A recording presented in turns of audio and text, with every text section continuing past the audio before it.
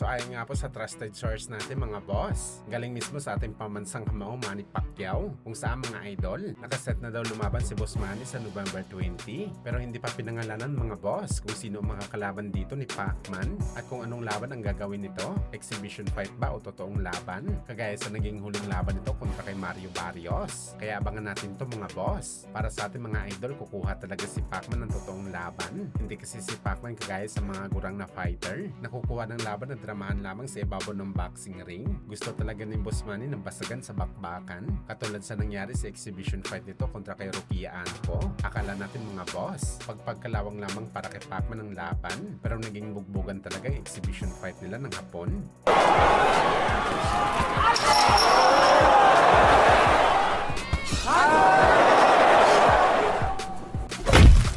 Samantala, speaking sa laban ng Pinoy, isang malungkot naman po na balita ang lumabas dahil ang ating pambato na si Marlon Tapales nag-withdraw sa kanyang paparating na laban kalaban ng Thai boxer na si Pompitak. Ang dahilan ng pag-ayaw ni Marlon Tapales sa bakbakan ay merong problema daw sa kanyang family. May pumanaw daw sa pamilya ni Marlon Tapales, kaya pagpapaliban muna nito ang kanyang nakatakdang laban. Well, sayang to mga boss dahil ito sana ang comeback fight ni Marlon Tapales matapos ang kanyang pagka-upset sa laban kay Uguni. Pero gayon pa mga boss, importante talaga sa lahat ang pamilya at alam naman natin mga idol na makakabalik si Marlon Tapales na malakas sa bakbakan.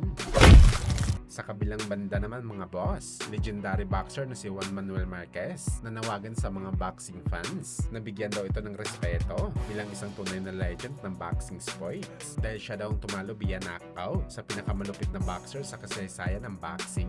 Walang ibang tinutukoy dito si Marquez mga boss, kundi si Manny Pacquiao. Dapat daw bigyan ng credit si Marquez matapos ang ginawa nito sa laban kay Pacman. Walang sino man daw nakagawa nito na tinalo nito ang fighter na kinikilala na GOAT ng boxing sports. Sa isang knockout pa, nauna na kasi sinabi ni Marquez mga boss na para sa kanya number 1 talaga si Boss Manny sa lahat. Hindi daw ito sangayon na si Floyd ang maging number 1 dahil mas malupit daw talaga na-accomplish ng Pinoy legend sa bakbakan. Sa dami ng imposibleng record daw na tinala ni Pacman, talagang deserving ito sa number 1 spot at hindi naman daw talaga may ikakaila ni Marquez na isang mahusay talaga na fighter si Pacman.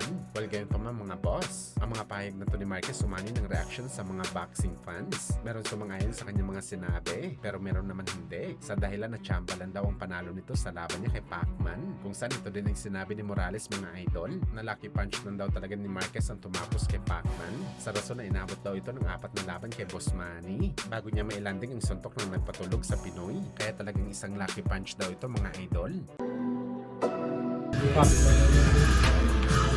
Next look, Manny, just look down. Slowly raise your head up.